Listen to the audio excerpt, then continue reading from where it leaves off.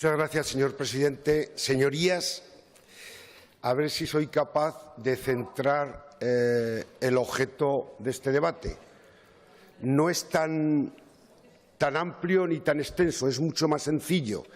Yo entiendo que con la proposición no de ley que ha presentado la compañera diputada Dolores Serrat, lo único que pretende es lanzar un mensaje, como se han lanzado ya unos cuantos en la historia de Aragón, de que esta Cámara está preocupada con el futuro de la térmica, de las cuencas mineras, de los habitantes, y que hay que tomar decisiones que vayan en la dirección de intentar buscar alguna solución temporal o no temporal hasta que, y ahí sí, señor Martínez, la Ley de Cambio Climático y Transición Energética, que es la que tiene que adaptar el cumplimiento de España a los acuerdos de París y trazar una senda hasta el 30 y hasta el 2050, definiendo todo, no solo las emisiones. Habrá que defender la política energética, el mix de generación, el papel de las nucleares, etcétera, etcétera. Luego, al final, lo que pretende, entiendo yo la señora Serrat, con estos 3 puntos es eso,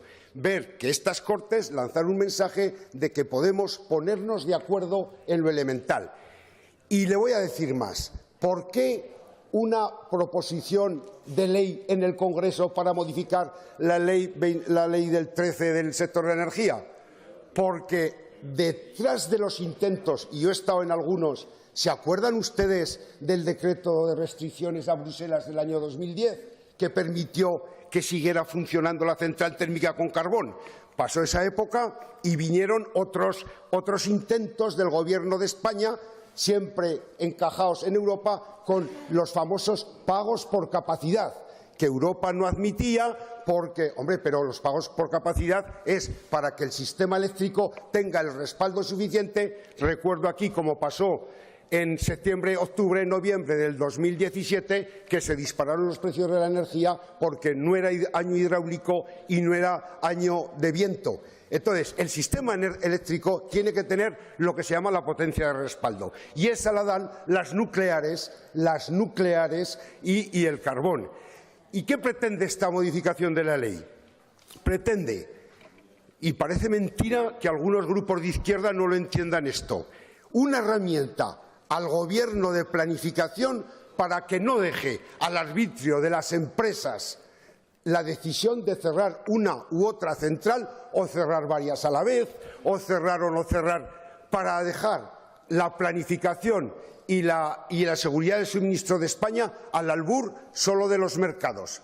Eso es lo que pretende, si se leen a fondo la proposición de ley, que dice que la autorización administrativa de cierre de una instalación tendrá que estar de acorde no solo con las decisiones de una empresa. ¿Y qué pretende, pues? Tener herramientas jurídicas, que es lo que le recomendaba el informe de la Comisión Nacional del Mercado de la Competencia, para que no tome decisiones el Gobierno arbitrarias, sino bajo el paraguas de la planificación nacional y de la capacidad que tienen los Estados miembros de regular hasta el 15% de la energía primaria, dejar y tener garantías jurídicas de que puede tomar esta decisión hasta que se apruebe ese marco de transiciones a la competencia, de lo cual, a la transición energética, que hablaremos mañana por la mañana. Con lo cual, primer punto, que las Cortes de Aragón entienden que el Gobierno de España tiene que tener, el actual, tiene que tener alguna herramienta para ganar tiempo, y si mañana Endesa decide cerrar, dice no nos interesa que cierre usted de momento, espérese, siga operando, porque el sistema nacional para su seguridad necesita esta central. Es eso que se había intentado.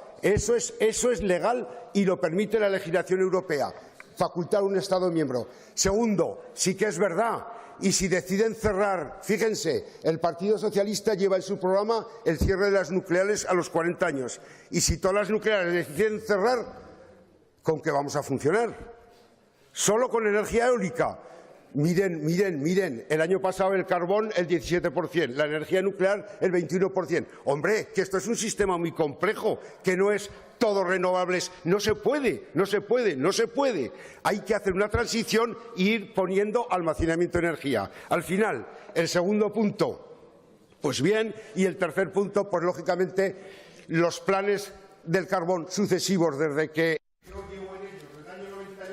nunca se han cumplido por ningún gobierno los plazos de los proyectos, pero a eso estamos acostumbrados y si el ministro firmó con el presidente Lambán un convenio, pues bienvenido que se firmen los convenios antes del 31 de diciembre y se pongan en marcha los proyectos. Pero solamente es ese mensaje, no hay cosas raras en esta modificación, que es un instrumento jurídico que recomendó la Comisión Nacional del Mercado y de la Competencia para poder actuar como Gobierno con competencias de planificación energética por el interés general.